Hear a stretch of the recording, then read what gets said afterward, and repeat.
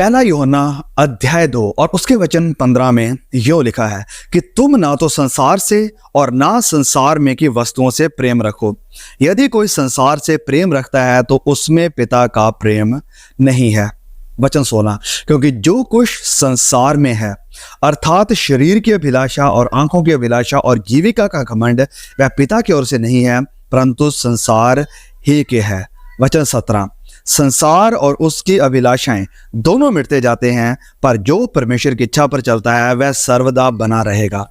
संसार और इसकी अभिलाषाएं दोनों मिटते जाते हैं, संसार भी मिटता जाता है और इसकी अभिलाषाएं भी मिटती जाती हैं। So do not love the world. जब हम इस बात को पढ़ते हैं कि संसार और उसकी अभिलाषाएं दोनों मिटती जाती हैं, तो सबसे पहली चीज जो हमें देखने को मिल रही है वो है यहाँ पर है कि संसार से प्रेम ना करो, तुम संसार की वस्तुओं से प्रेम ना रखो। अब ये चीज क्या है जिसकी बात यहाँ पर संत यूहन्ना कर रहे हैं कि संसार की वस्तुओं से प्रेम ना रखो। वेल, हर एक वो चीज जो खुदा और उसके लॉ यानी कानून और उसकी मोरालिटी के खिलाफ जाती है, वो हर चीज से परमेश्वर कहते हैं कि हम प्रेम ना रखें। समझे इस बात को। संसार की वो सब चीजें जिनसे यहां पर संत यूहन्ना कह रहे हैं कि वस्तुओं से प्रेम ना रखो, संसार की वस्तुओं से प्रेम ना रखो।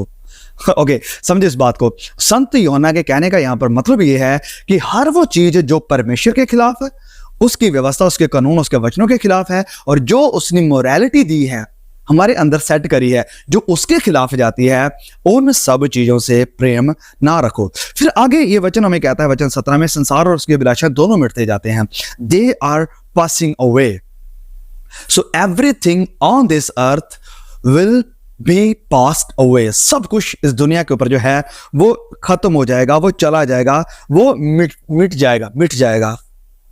लेकिन जो कुछ भी इस संसार में है और जो मिटने वाला है, यस, हर चीजें मिट जाएंगी। तो इसका मतलब कि हमें सब चीजों से प्यार नहीं करना चाहिए?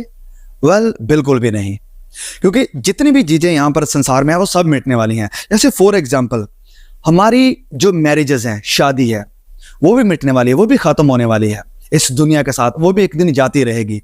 तो क्या इसका मतलब है कि शादी या मैरिज कोई बुरी चीज है? शादी से, मैरिज से प्यार नहीं करना चाहिए? नहीं, बिल्कुल भी नहीं, क्योंकि ये परमेश्वर के वचन, परमेश्वर के व्यवस्था और परमेश्वर के और उसकी मोरालिटी के खिलाफ नहीं है। मैरिज परमेश्वर के खिलाफ नहीं है, इस कारण ये अच्छी चीज है, लेकिन ये भी मिटने वाली है। फिर हमारा ये जो शरीर है, ये जो बदन है हमारा, ये भी मिट जाएगा, ये भी खत्म हो जाएगा। तो क्या हमें अपने शरीर से नफरत करनी चाहिए? क्या हमें अपने शरीर को मारना चाहिए, इसे खत्म करना चाहिए, तोड़ना चाहिए, इसकी कोई टेक केयर नहीं करनी चाहिए? नहीं, बिल्कुल भी नहीं। ऑफ कोर्स मैरिज भी मिटने वाली है, ये शरीर भी मिटने वाला है, लेकिन ये भी परमेश्वर के, उसके वचनों के और उसकी मोरालिटी के खिलाफ नहीं जाता। इनफैक्ट वचन ये कहता है कि तुम्हारा शरीर जो है, ये जो बदन है, ये पवित्र आत्मा का मंदिर है, इसमें खुदा का आत्मा रहता है। तो इस कारण भले ही ये शरीर एक दिन खत्म होने वाला है, लेकिन ये बुरा नहीं है कि जिससे हमें नफरत करनी चाहिए। फिर हमारे बच्चे, यस, हमारे बाल बच्चे, हमारे पेरेंट्स, हमारे माँ बाप, वो सब एक दिन मिटने वाले हैं, खत्म होने वाले हैं, जाने वाले हैं। तो क्या हमें अपने माँ बाप से और अपने बच्चों से नफरत करनी चाहिए, इनसे प्यार नहीं करना चाहिए? नहीं, बिल्कुल भी नहीं। तो इस वचन को हमें समझना पड़ेगा। पहली बात, संसार की जब संत यूहन्ना यहाँ पर बात करते हैं कि संसार और संसार की वस्तुओं से प्रेम ना रखो, तो ये वो वस्तुएं, वो संसार है जो जिससे संत यूहन्ना कह रहे हैं कि प्रेम ना रखो, वो है जो हर चीज परमेश्वर के खिलाफ है, उसके वचनों के खिलाफ है और उसके मोरालिटी के खिलाफ है। और हर चीजें यहाँ पर लिखा है वचन 17 में कि संसार और उसकी अभिलाषाएं तो मिटती जाती है। संसार भी, तो संसार में हमारी शादी भी मिटने वाली है, हमारी बॉडी भी मिटने वाली है, हमारे माँ बाप, हमारे बच्चे, या जो कुछ भी चीजें हमारी जरूरत है, ये सब मिटने वाला है। लेकिन क्या हमें इससे नफरत करके इसे छोड़ देना चाहिए? नहीं। अब इसका मतलब क्या है? ये वचन जब संत यूहन्ना लिख रहे हैं, तो आइए एग्जैक्टली हम समझते हैं कि इसका मतलब क्या है। देखिए, क्रिश्चियनिटी में भी दो तरह के एक्सट्रीम हैं, दो तरह के। एक तो वो क्रिश्चियन हैं जो कि पूरी तरह से संसार के जैसे ही रहते हैं, जो कि ऐसे जिंदगी गुजारते हैं कि उनमें और जो गैर मसीही लोग हैं, जो मसीह यीशु को नहीं मानते हैं, उनमें कोई फर्क नहीं है, कोई डिफरेंस नहीं है। वो उन्हीं के जैसे हैं, पूरा कल्चर में शामिल है, हर एक चीज से प्यार करते हैं जो दूसरे लोग प्यार करते हैं, हर एक बुराई का पीछा करते हैं जो दूसरे लोग करते हैं, हर एक गलत काम वो करते हैं जो दूसरे लोग करते हैं। तो इनमें कोई फर्क नहीं है। तो एक ये टाइप के क्रिश्चियन है, एक दूसरे तरह के वो क्रिश्चियन है जो पूरे तरह से अपने आप को संसार से डिटैच कर लेते हैं, अपने आप को संसार से, संसार की चीजों से, अपने यहाँ तक कि परिवार से भी अपने आप को दूर कर देते हैं, जो कि संत बन जाते हैं, जो कि बड़े स्ट्रिक्ट हो जाते हैं, बड़े क्रिटिसाइजिंग हो जाते हैं और पूरी तरह से लोनली हो जाते हैं, पूरी तरह से लवलेस हो जाते हैं। उनके अंदर किसी चीज को लेकर प्यार ही नहीं रहता है, पूरी तरह से वो प्यार से खाली हो जाते हैं, अपने आप को पूरी तरह से जुदा कर लेते हैं, पहाड़ों पर जंगलों में बैठ जाते हैं, जाकर साधु बन जाते हैं। लेकिन क्या ये भी परमेश्वर की मर्जी है? वेल, बिल्कुल भी नहीं।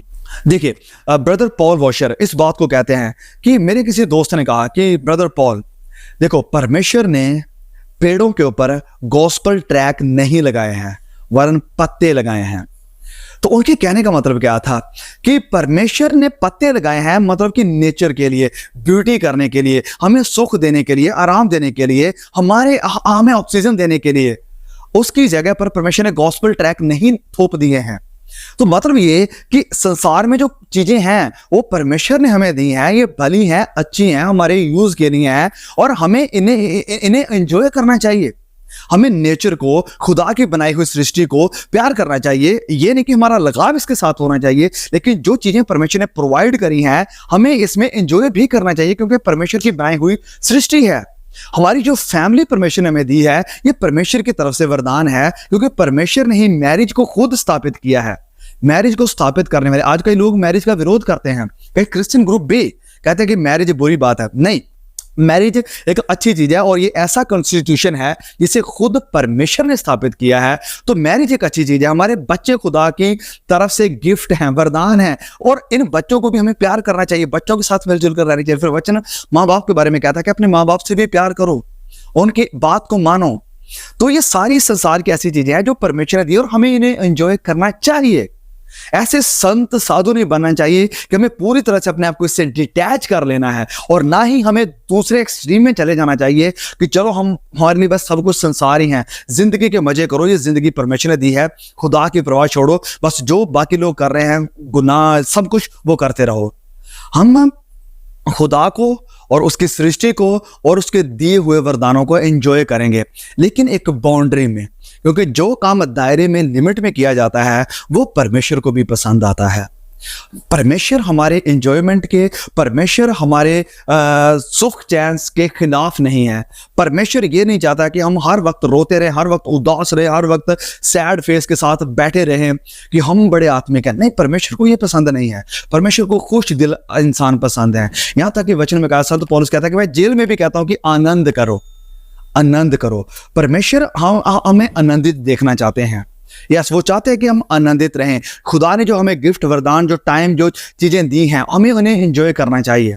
ये वक्त है खुदा ने जो हमें दिया है, हमें वक्त को भी बड़ी सोच समझकर एंजॉय करना चाहिए। तो मेरे कहने का मतलब ये है कि ना तो हमें इस एक्सट्रीम में जाना है कि फिर संसार के जैसे बन जाओ, और ना ही हमें इस एक्सट्रीम में जाना है कि जो पूरी तरह से अपने आप को सब चीज़ों से डिटैच करके साधु संत बन जाए, कि जिसके अंदर से क्रिटिसिज्म बाहर निकलता हो, जिसके अंदर से गुस्सा बाहर निकलता हो, जिसके अंदर से संसार के प्रति कोई फीलिंग्स ही नहीं है। नहीं, ऐसा नहीं। फीलिंग्स हमें खुदा ने दी है और इन फीलिंग्स को हमें लिमिट में यूज करना है। इसमें एग्जांपल ये देता हूं कि फॉर एग्जांपल जो आग है, आग परमेश्वर का एक वरदान है, और आग अगर आप लिमिट में यूज करोगे तो ये हमारे भले के लिए है। इसके ऊपर हम खाना बनाते हैं, बड़ी बड़ी चीजें इसके साथ करते हैं। लेकिन अगर ये जो आग है वो हद से बाहर जाती है, लिमिट से बाहर जाती है, तो ये बहुत सारा नुकसान भी कर सकती है, ये घरों को जला सकती है, बहुत सारे लोगों की जान भी ले सकती है। तो हर चीजें जब लिमिट में होती हैं तो वो परमेश्वर को भी अच्छी लगती हैं और वो हमारे भले में भी अच्छी रहती हैं। फिर ये बात मैं कहकर इस वीडियो को समाप्त करता हूं कि गॉडलीनेस या पवित्रता या परमेश्वर से प्यार,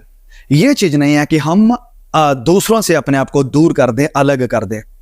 गॉडलीनेस, पवित्रता, परमेश्वर से प्यार ये है कि हम संसार में रहते हैं, हम लोगों के बीच में रहते हैं और लोगों से इंटरैक्ट करते हैं, संसार से इंटरैक्ट करते हैं, लोगों से मिलते जुलते हैं, उनके साथ शेयर करते हैं चीजें। सो हम संसार के साथ इंटरेक्ट करते हैं, लोगों के साथ इंटरेक्ट करते हैं इसलिए कि जो लोग क्रिश्चियंस हैं, जो बिलीवर्स हैं, विश्वासी हमारे भाई बहन हैं, हम उन्हें इनकरेज कर सकें, एक दूसरे को तसल्ली हौसला दें, एक दूसरे की मदद करें, एक दूसरे के दुख में हम शामिल हों, एक दूसरे के सुख में हम शामिल हों। तो एक दूसरे को इनकरेज करने के लिए हम उनके साथ इंटरेक्ट करते हैं। और फिर जो गैर मसीह हैं, जो नॉन क्रिश्चियन, जो मसीह यीशु को नहीं मानते, हम उनके साथ भी इंटरेक्ट करते हैं ताकि हम उन्हें सुसमाचार के बारे में बताएं, ताकि हम उन्हें सच्चाई के बारे में बताएं, ताकि हम उन्हें निजात का रास्ता, निजात मतलब साल्वेशन मतलब मुक्ति, उद्धार का रास्ता जो है उसके बारे में बताएं। तो हम संसार में हैं, संसार के साथ इंटरेक्ट करते हैं, लोगों को, अपने जो मसीह भाई बहन हैं उन्हें इनकरेज करने के लिए। तो दूसरे जो गैर मसीह लोग हैं उन्हें सुसमाचार के बारे में बताने के लिए, उन्हें सच्चाई बताने के लिए, उन्हें जिंदगी का रास्ता बताने के लिए। तो संसार अपने आप में बुरा नहीं है, संसार अपने आप में ईवल नहीं है। यस, ये ईवल के साथ दागा गया है, लेकिन परमेश्वर हमसे ये चाहते हैं कि जो चीजें भली हैं, जो अच्छी हैं, हम उनके ऊपर ध्यान दें। जैसे मैंने एग्जांपल्स दी हैं मैरिज की, बच्चों की, और हमारे माँ बाप की मैंने एग्जांपल दी है जैसे। तो ये सब चीज़ें संसार की ही हैं, शरीर में ही हैं, लेकिन हम इनसे नफरत नहीं करते हैं, हम इन्हें खुदा के साथ इंजॉय करते हैं, इनका आनंद लेते हैं क्योंकि परमेश्वर ने बनाया हुआ है। सो आई होप कि आपको कुछ इससे सीखने को मिला होगा, और आप जरूर इस वीडियो को भी और भाई बहनों के साथ शेयर करेंगे ताकि हम हर चीज़ को बैलेंस में लेकर चले, इस एक्सट्रीम में भी ना चले जाएं और इसमें भी ना चले जाएं, वरन हम बैलेंस में चलें जिसमें हम खुदा को प्रसन्न कर सकें, जिसमें हम खुदा की बनाई हुई सृष्टि को और उसके दिए हुए वरदानों को, उसके दिए हुए टाइम को एंजॉय कर सकें। Alright, may God bless you, see you again, आमीन।